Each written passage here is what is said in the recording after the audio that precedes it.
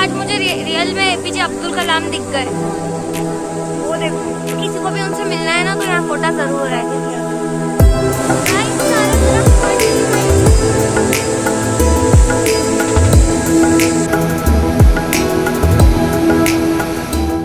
So hello and welcome back to my channel. और मेरा नाम तो अभी तक आपको पता चल ही गया होगा और ये वीडियो है कंटिन्यू पार्ट पिछली वाली वीडियो का। तो अगर आपने पहले वाली वीडियो नहीं देखी है तो जल्दी से जाकर उसको देख लो। तो फिर उज्जैन में महाकाल जी के दर्शन करने के बाद हम निकल गए थे उज्जैन में ही कहीं घूमने। और रास्ते में इतने अच्छे अच्छे व्यूज देखकर तो इतना मजा आता है ना। तो हम जा रहे थे माँ बगलामुखी जी के मंदिर। हाँ आई नो, बहुत से लोगों ने उनका नाम नहीं सुना होगा, मैंने खुद ने पहली बार सुना था। और यहाँ मम्मी ले रही थी प्रसाद, इसलिए हम सब खड़े हुए थे। तभी मेरे पास एक गाय आ गई प्यारी सी। और आपको तो पता ही है कि मैं कितनी बड़ी एनिमल लवर हूँ। और मैं उस गाय को हाथ फेर ही रही थी, उतने में मेरा भाई तो उसके गले ही मिल लिया। बस अब फिर क्या, फिर होना यही रह गया था कि वो हमारा पीछा करती करती बहुत दूर तक आ गई थी। और मम्मी ने सारा पूजा का सामान लाकर मेरी बहन को पकड़ा दिया। चलो अच्छा, कभी तो कुछ काम आ जाती है हमारे। क्या मतलब, सेम यही लाइन वो मुझे चिपकाती है। तो इस प्यारी सी टोपली में एक माता जी की चुन्नी थी, फूल थे और प्रसाद था। और जो कुछ भी आपको ऊपर से दिख रहा है वो सब। तो देखो, अब मुझे तो इतना पता नहीं था उस मंदिर के बारे में जब मैं वहाँ गई। लेकिन घर पर आकर रिसर्च करने के बाद मुझे पता चला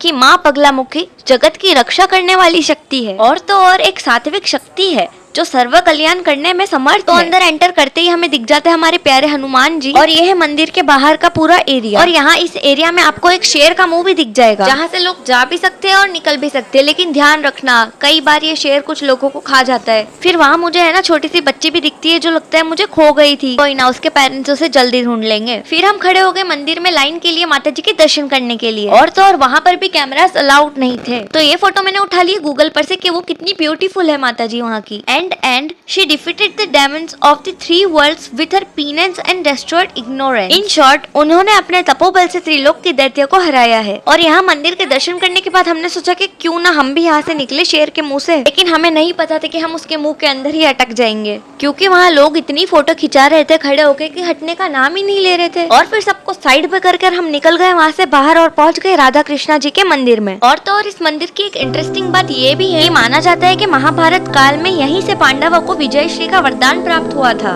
और तो और पूरे विश्व में माँ बगलामुखी प्रतिष्ठापित है बस 3 जगहों पर। है ना कितनी अमेजिंग बात। हमारा इंडिया ही बहुत अमेजिंग है। हाँ एकदम मेरी तरह। I know.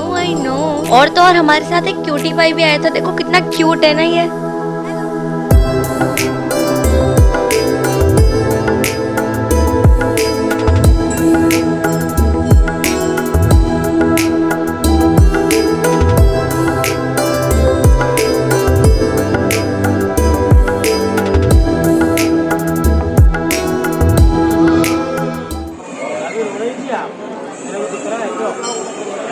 अब मस्ती नहीं करना, अच्छे बच्चे है ना मस्ती नहीं करते हैं और फोन में देखना। और यहाँ की भीड़ देखकर तो पता चल ही रहा होगा कि माँ बगलामुखी कितनी प्रसिद्ध है यहाँ पे। इसके बाद हम गए मंदिर के दूसरे साइड जहाँ था इच्छापूर्ति महादेव मंदिर। और वहाँ तो हम जैसे ही पहुंचे ना वैसे ही बारिश स्टार्ट हो गई थी। और वो अंदर से मंदिर में आपको नहीं दिखा पाऊंगी क्योंकि जगह बहुत कम थी। फिर दर्शन करने के बाद हम सारे फैमिली वाले लोग वहीं बैठकर फोटोज खिंचाने के लिए रुक गए, क्योंकि वो काम हम कैसे छोड़े। फिर जैसे ही मेरा कैमरा नीचे घुमा तो मैंने देखा बारिश की इतनी मस्त बूंदे गिर रही है। लेकिन जोर जोर से बारिश गिरने की तो बात ही अलग होती है। इसके बाद हम चले गए मंदिर के बाहर साइड, जहाँ का व्यू देखो आप, इतना बढ़िया व्यू था ना। ऐसा बहता हुआ पानी और ऊपर से इतने प्यारे क्लाउड। और आप अगर बाहर घूमने आओ और वेदर इतना अच्छा और व्यू इतना अच्छा हो तो जिंदगी में और क्या ही चाहिए। और यहाँ मैं अपनी सेल्फी स्टिक का पूरा फायदा उठाते हुए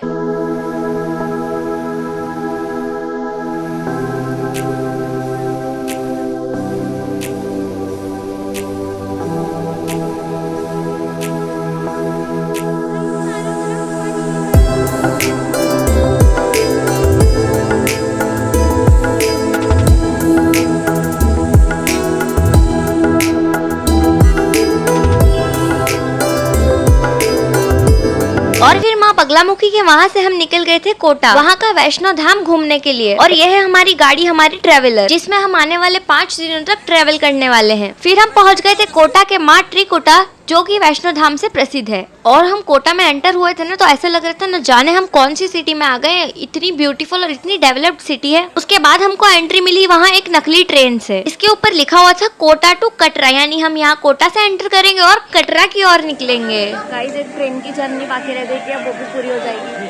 अभी एंटर करेंगे हम नकली ट्रेन के अंदर। भागना और करना पड़ेगा।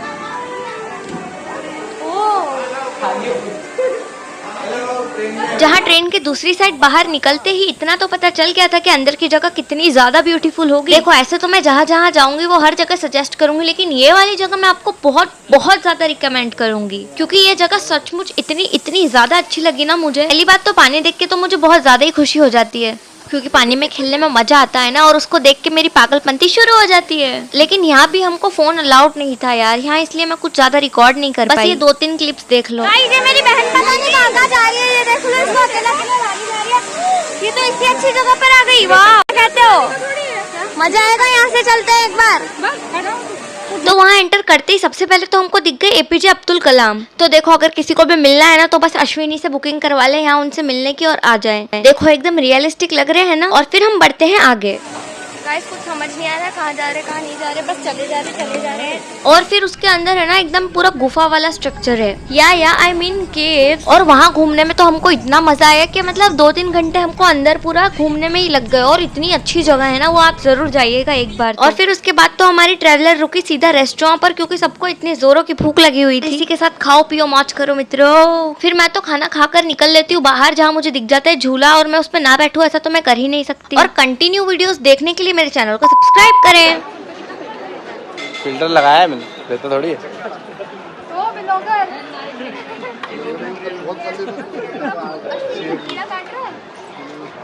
किसको? इधर बोलो, इधर आके बोलो, इधर आके जो भी कहना है कैमरे के सामने कही। क्या भैया मेरी बहन का कीड़ा काट रहा है, ये व्लॉगिंग चल रही है। कीड़ा कौन सा कीड़ा? गाइस आज से 2 लोगों ने व्लॉगिंग की रिस्पॉन्सिबिलिटी ली है, ठीक है।